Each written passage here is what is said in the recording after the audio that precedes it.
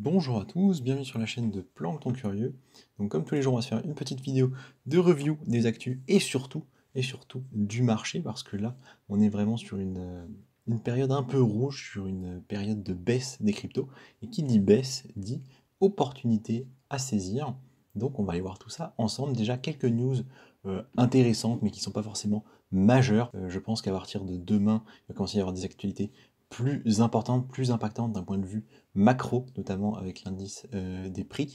On va parler déjà de l'inquiétude de la crise bancaire, donc effectivement c'est pas un sujet léger, mais on va voir qu'en termes d'information c'est pas non plus extrêmement nouveau. Donc un sondage qui a été fait ici par un organisme appelé Gallup, que je ne connais pas, et qui a demandé du coup, qui a sollicité une partie de la population, je sais pas quel est l'échantillon, je crois que c'est approximativement 1000 personnes de mémoire, bon, c'est ça, un millier de répondants, à peu près 50-50 entre on est inquiet et on a l'impression que 2 minutes est en train de se reproduire, et la moitié qui dit bon, pas du tout, aucun problème, sachant qu'on ne sait pas comment est pondéré l'échantillon, si c'est beaucoup de vieux, beaucoup de jeunes, s'il y a un mix, etc., des personnes qui ont connu 2008 ou pas.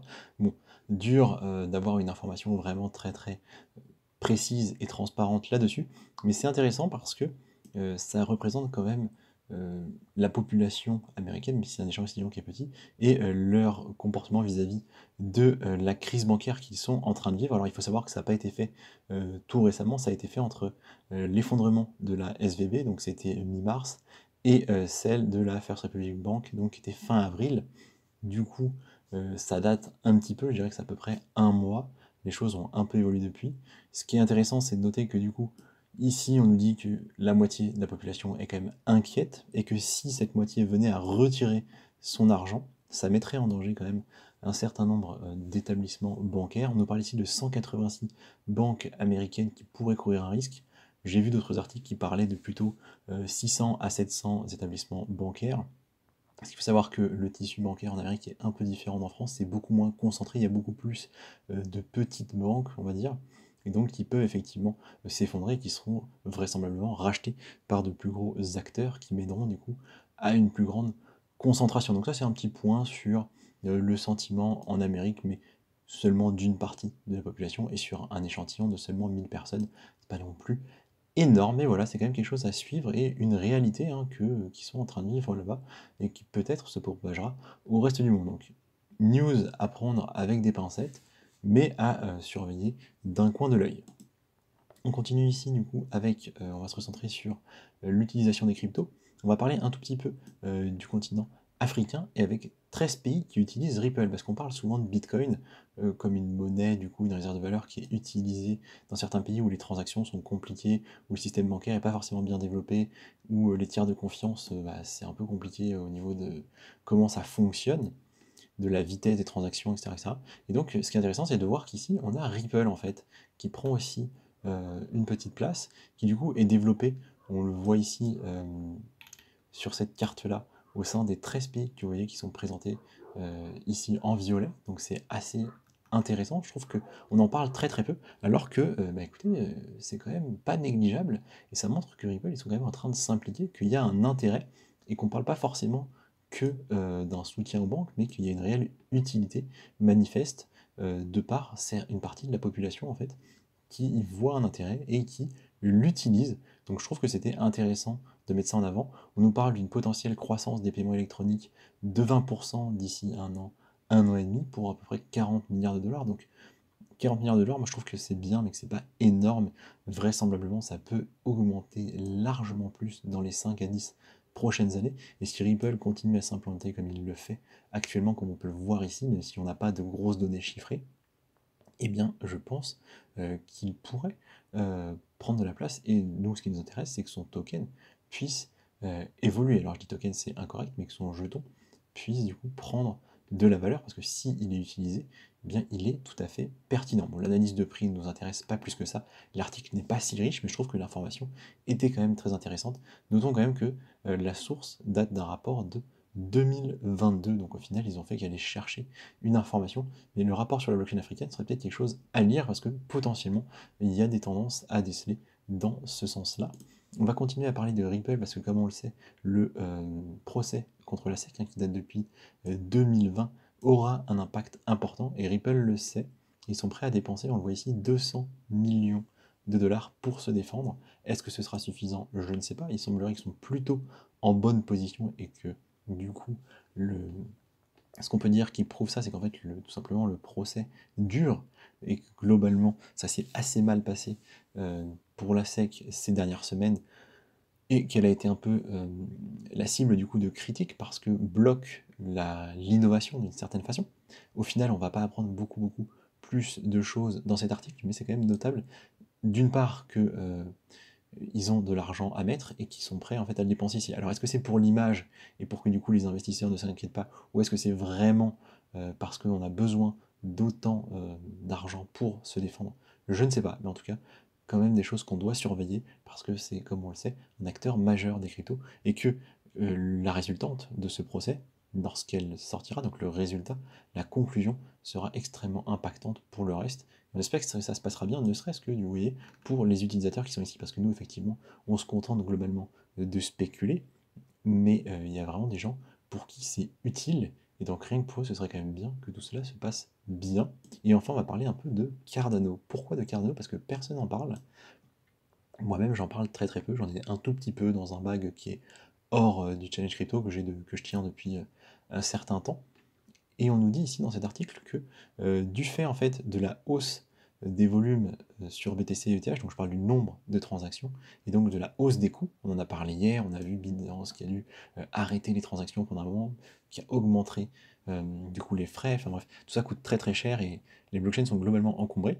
Eh bien, il semblerait que ça bénéficie à Cardano. Quand je dis blockchains, je parle de Bitcoin et Ethereum, et donc les deux plus grosses blockchains sont un peu euh, embourbé, si je puis dire, c'est un peu exagéré, surtout Ethereum, en réalité, globalement, ça va, mais il semblerait que tout ça, en fait, cette hausse des transactions, notamment sur Bitcoin, bénéficie, du coup, à Cardano, et il nous montre ici le volume en 24 heures, on voit que Cardano a généré 13 milliards, et c'est plus, en fait, que Bitcoin qui était à presque 10, et qu'Ethereum qui était à 3, donc c'est quand même notable. Maintenant, on peut on peut temporiser un peu ça en voyant qu'ici, le volume réel sur 24 heures, il est inférieur en fait. On parle de à peu près 90 millions pour Cardano et de 4 milliards pour Bitcoin, donc à prendre quand même là aussi avec des pincettes, mais c'était pour rappeler que Cardano n'est pas mort, que de par certains aspects, elle continue à produire de l'intérêt, et donc il faudrait peut-être pas complètement l'oublier. Du coup, vu la baisse des cryptos, peut-être que dans un certain temps, ce sera pertinent d'accumuler un petit peu de Cardano. Maintenant que tout ça est dit, on va aller voir un peu graphiquement ce qui se passe. On voit que globalement, on est dans le rouge. Des valeurs qu'on aime bien comme Matic qui sont largement passées en dessous des valeurs de référence qu'on avait, autour de 1 dollar. Là, on est plutôt à 90 voire 85 centimes. Donc très bien pour moi. Cardano est quand même encore assez haut, on en parlait, du coup il est à 36. On voit que les plus bas de l'année sont autour de 24, et à titre personnel, au vu le contexte, au vu de la baisse, moi ce qui va m'intéresser, là maintenant, c'est d'aller chercher justement des plus bas annuels, voire des plus bas historiques, si on peut les atteindre. Bitcoin qui pour le moment tient bien, on est à 27,5, hein, donc vraiment il n'y a pas de quoi s'alarmer à mon avis, en tout cas pas pour le moment. On a encore de la marge, on peut aller jusqu'aux 25 000 sans souci. On va regarder quand même l'indicateur d'Alcoin Season, ou plutôt de Bitcoin Season pour le moment. Et donc on est toujours à 4, hein, ça fait maintenant bien 3 jours qu'on est à 4, donc on est quand même très bas, pas de problème avec ça. On voit toujours que c'est bien Stax, XRD et manifestement RPL qui sont devant, qui tiennent en fait les quelques points de Bitcoin dominance avant qu'il arrive vraiment à zéro. Et au niveau du coup des graphiques, Bitcoin du coup ici, la Bitcoin dominance qui est en train de se poser sur son support ici, hein, des 48%, donc pour le moment rien à dire ici. Il me semble, hein, si on fait une analyse graphique un peu simple, qu'on a quand même un certain nombre de hausses puis de bull flag qui s'enchaînent en fait depuis plusieurs mois. Pour le moment, je vois pas de figure de retournement, il n'est pas du tout impossible qu'on aille plus haut du coup. Donc que ça continue, malgré du coup un RSI ici qui est un peu en saturation. La tendance semble continuer à être haussière pour cet indicateur d'Alcoin Season, plutôt de Bitcoin Season en l'occurrence, même si je ne suis pas sûr qu'on puisse vraiment considérer que ce genre d'analyse graphique soit adapté à ce type de valeur. On continue ici avec quelques valeurs que je vous ai sélectionnées, quelques projets que je vous ai sélectionnés qui, il me semble, arrivent sur des zones intéressant. J'en ai choisi 5, mais en réalité on pourrait en trouver plus, c'est juste que je veux pas que la vidéo dure trop longtemps. Matic, parce que Matic c'est quand même un des projets préférés de manière générale, et moi aussi je le trouve excellent. J'en ai acheté à 1$, donc ma boîte verte que vous voyez ici dans le cadre de mon portefeuille, et il va arriver bientôt sur ma boîte bleue, dirait-on. Vous voyez, autour des 80 centimes. À ce moment-là, moi je suis prêt à dégainer de nouveau, à en acheter un petit peu plus. En plus, on voit que le RSI a pas mal corrigé, hein. Là, on est autour des 41. Vous voyez, il suffirait qu'on baisse un peu. Là, si on peut aller sur mon milieu de boîte autour des 75 avec un RSI qui s'approcherait de 35 ou de 30, ce serait l'idéal pour en acheter, et peut-être même en quantité assez importante. Donc, à surveiller dans les prochains jours. Ici, Illuvium. Illuvium, je rappelle, j'en ai acheté à 55 et j'étais tout content. Je vous avoue que je ne suis pas déçu, mais il est allé plus bas. On est déjà à 45, donc ça veut dire qu'on a perdu 20%. Moi, personnellement, j'ai perdu 20% de la valeur de mon token. J'en ai acheté pour 100$ ici à 55. Vous voyez, 45, on doit être plus ou moins à 80$ la valeur de ce que j'ai acheté. Pas de problème, mais vu que ça a envie d'aller un peu plus loin, vu que la tendance est strictement baissière depuis du coup janvier, fin janvier, eh bien, je vais attendre ma boîte bleue que j'avais tracée il y a déjà un moment. On va en profiter pour l'agrandir. Et vous voyez, c'est en dessous de 40. Donc en dessous de 40, au final, on n'est pas si loin, hein. Il s'agit de 5 points ici. Bon, on parle quand même d'un gros 12% de baisse. Ça pourrait arriver, et à ce moment-là, je m'y intéresse encore parce qu'on est sur les plus bas, non pas annuels, mais historiques. C'est-à-dire que là, si je regarde mon graphique d'Illuvium, on n'a jamais été aussi bas. Alors peut-être que j'ai pas tout l'historique, il faudrait regarder le cours de l'ICO, je ne l'ai pas en tête, et vraisemblablement si j'en rachète, je vérifierai ça. Mais en dessous de 40$, c'est quand même un prix très intéressant. Au niveau de Filecoin, donc j'avais dit un truc en dessous de 5$, ça m'intéresse, je vous ai dit ça il y a 2 jours, ben on y est, on est à 4,5. Alors ça a été si brusque que j'ai envie d'attendre un petit peu, peut-être qu'on peut aller encore plus bas, les plus bas annuels étant ici, vous le voyez, autour de 2,5, donc on peut encore perdre 50% de la valeur pour aller jusqu'ici. Honnêtement, ça m'étonnerait, à moins qu'on ait vraiment des grosses news négatives, des grosses problématiques. Je m'attends sinon plutôt à une consolidation dans cette zone-là, hein, près d'ici, donc le bas de mon rectangle, autour des 4$. Je surveille, hein, selon la structure que ça va prendre dans la semaine, il se pourrait qu'on en achète très rapidement. Cake, bien sûr, hein, donc de PancakeSwap. Là, on le surveille et on en parle depuis un moment. Je vous ai fait une vidéo dédiée ce week-end. La chute a été brutale. On a passé, moi, le carré que j'avais ciblé, et j'ai même pas encore acheté dedans. On a dit jusqu'à 1,85, pardon. J'attends de voir honnêtement, soit une petite consolidation comme ça, voilà, quelque chose comme ça. Pas du tout, ça ressemble absolument à rien, mais vous avez compris. Quelque chose un peu comme ça, quoi. Et si ça continue à baisser, eh bien écoutez, bon, je le laisse tomber et je le surveille de très près pour acheter, sachant qu'on est vraiment sur les plus bas annuels et que pour retourner à des cours un peu plus cohérents avec ce qu'on voit, il faudra aller ici. Donc à peu près la ligne blanche que j'ai tracée autour de 1,30, qui correspond à peu près 2 bougies qu'on a vues, sinon c'est encore plus bas. Bon, à suivre, mais on regarde ça de très près parce que il me semble que ça reste un projet tout à fait correct, et n'oublions pas que c'est backé par Binance, donc globalement, on est sur quelque chose de solide, je crois bien. RSI à 24, notons que c'est quelque chose d'assez rare aussi, donc à surveiller quand même. Potentiellement, en prendre quelques pièces, c'est pas déconnant.